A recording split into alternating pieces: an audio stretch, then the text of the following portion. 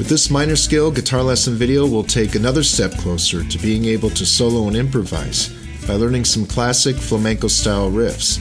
We'll then combine these riffs with minor scale riffs from previous lessons, and then solo along with rhythm tracks in different keys.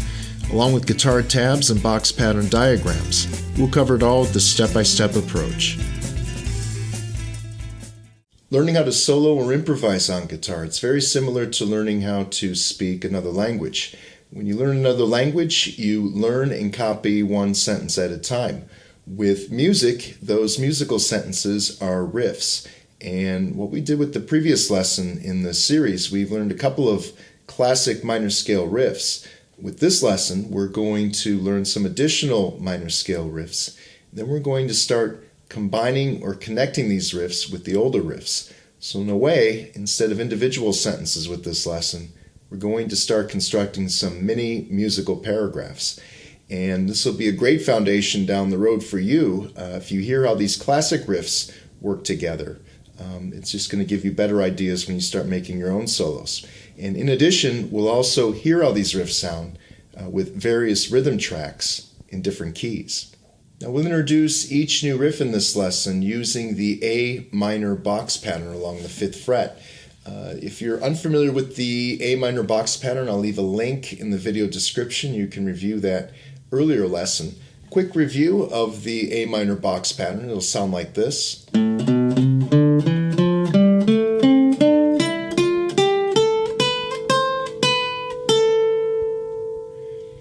And another perspective to play the box pattern or view it is to look at a box pattern diagram. So what's showing up on the screen now is sort of an aerial view of the fretboard of the pattern we just played. So I'll play the pattern again. If you can sync that up with the box pattern on the screen, the box pattern diagram, if you can play the box pattern at that speed, you'll be ready for the next step. One other thing though to add, and that is the riff we did in the previous lesson. It was a minor scale riff that I referred to as the minor scale riff. Again, there'll be a link to that lesson as well in the video description, but let's do a quick review of that.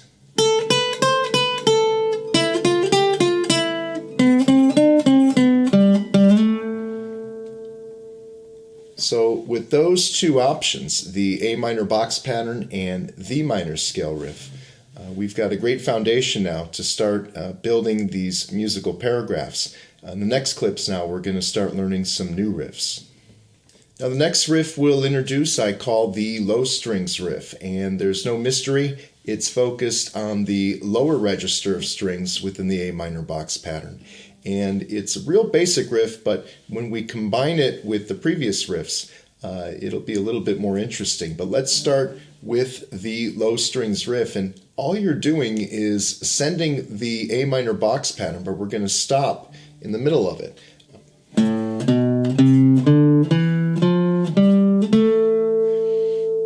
And you could count it as well. 1, 2, 3, 1, 2, 3, 1, 2. That's a good way to set up the tempo of it.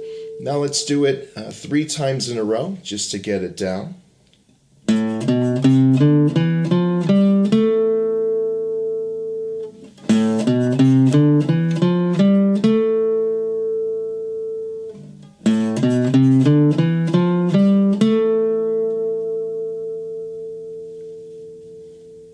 Next, we'll connect the low strings riff to the minor scale riff that we covered earlier.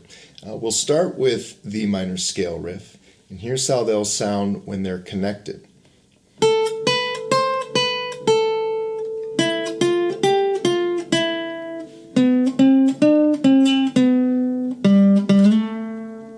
And the key to this is remembering that we're along the 5th fret position, so after there, we go to that bottom string 5th fret. So again, that's where visualizing the box pattern will come in handy for this. A lot of beginners tend to slip out of key when going back and forth between the riffs when they first try it. So let's work on this combined riff or connect riff. We'll do it 3 times in a row.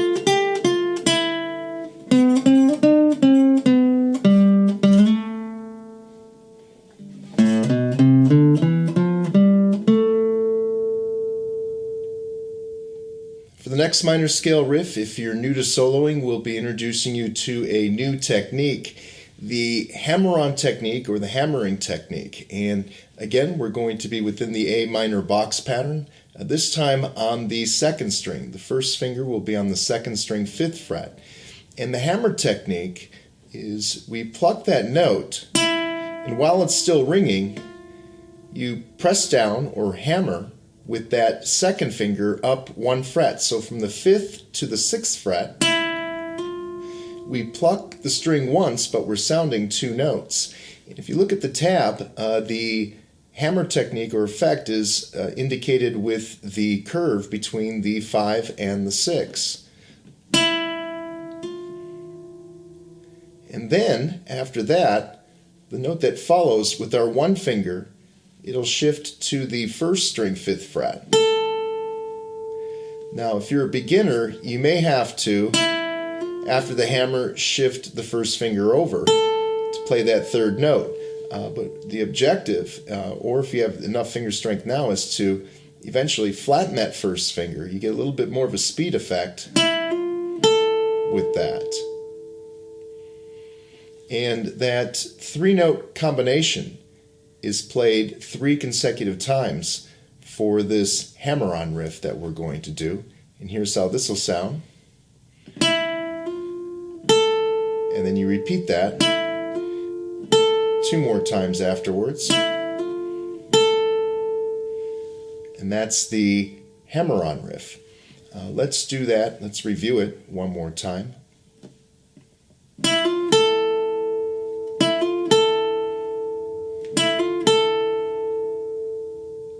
And one more to make sure.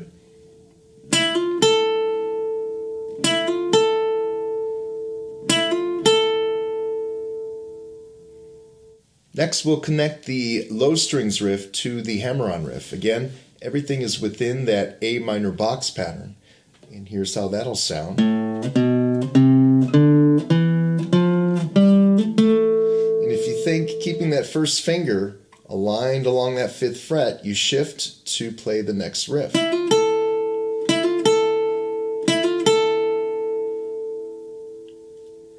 So let's rehearse this connected riff. We'll now play it 3 consecutive times.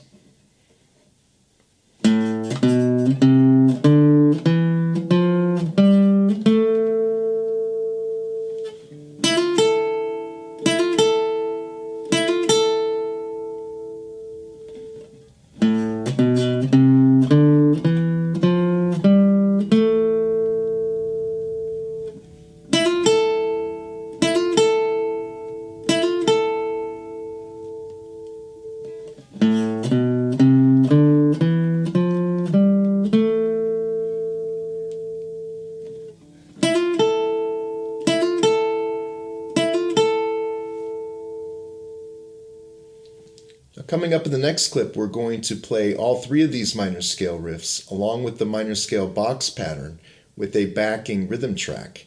And the objective is to simply hear how these classic riffs sound or harmonize with the backing rhythm. So we're not asking you to be creative at all. In fact, if you're a beginner, it's a challenge enough just to remember the riffs.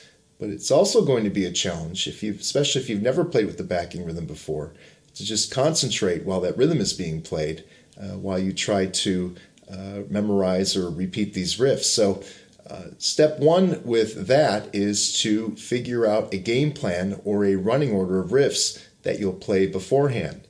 And the running order we'll use, the first running order, will be this. We'll start with the minor scale riff.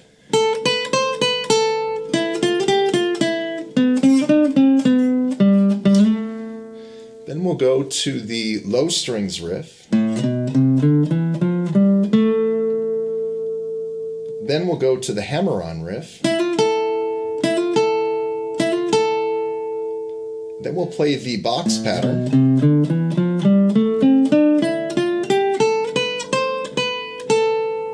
And then we'll finish by repeating the minor scale riff.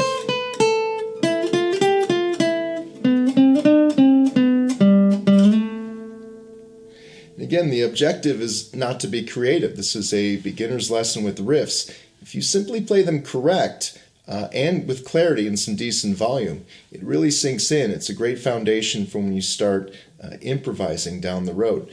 But let's review the running order one more time, and then we'll go into the clip.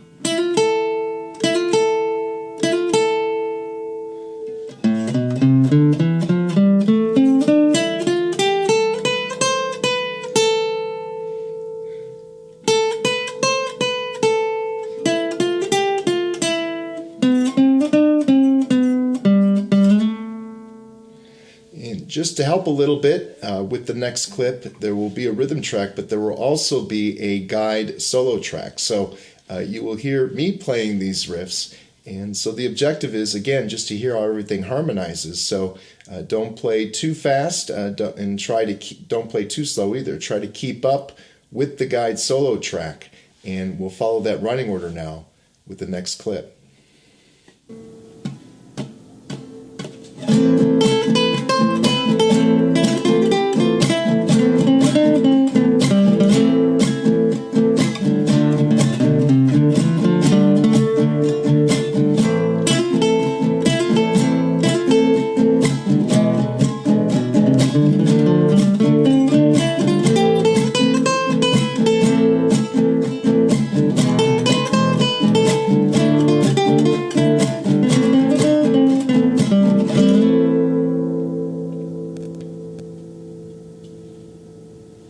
Both the minor scale box pattern and all of these riffs are movable, so you can play them in different keys.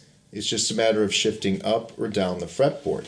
And so what we're going to do with the next clip is we're going to play along in G minor. G minor will be a little bit lower. If we count up, E, F, F sharp, and G. The G minor box pattern will be along the 3rd fret. And before we jump into that next clip with the backing rhythm, maybe we'll run through the riffs again. The fingers are required to stretch a little bit more for G minor. So here we go. Same running order, different key.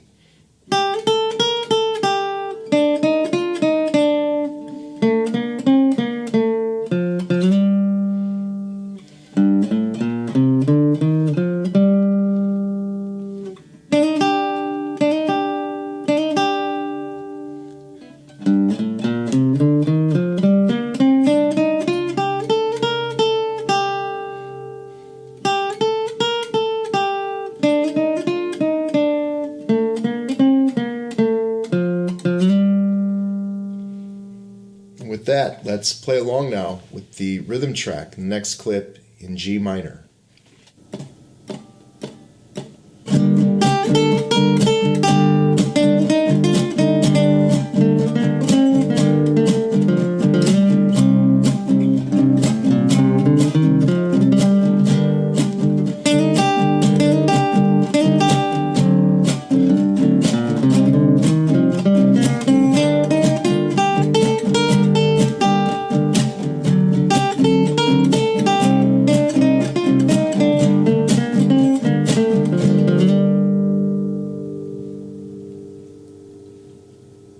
Now, probably the first step with being creative with these riffs is to start rearranging the running order in which the riffs are played. And that's what we're going to do with the next clip and the next rhythm track. In addition, we're going to play it in a different key as well. We'll start by talking about the key. It'll be D flat minor, which will be along the 9th fret position. So now we're shifting higher up the guitar. And the new running order, we're going to start with the hammer-on riff, then go to the low strings riff, followed by the minor scale riff,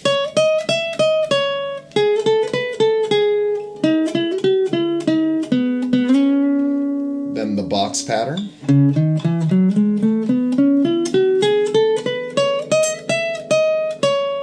then we'll finish by repeating that combination of the hammer-on riff the low strings riff.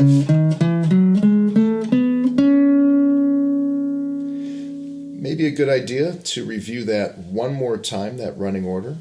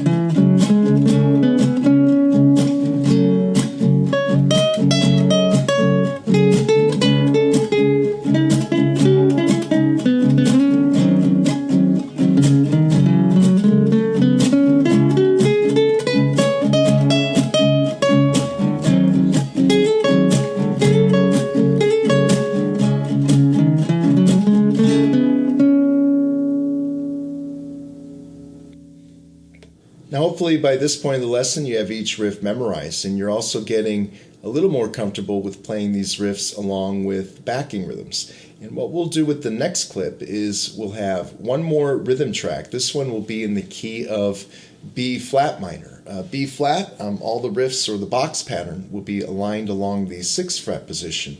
But what's different about this upcoming rhythm track is that there will be no guide solo. So that way you can practice playing on your own at your own pace, and also the track will be extended a little bit longer. So if you feel like trying out some new combinations or being a little bit more creative, you can make up your own running order along with the next track in B flat minor.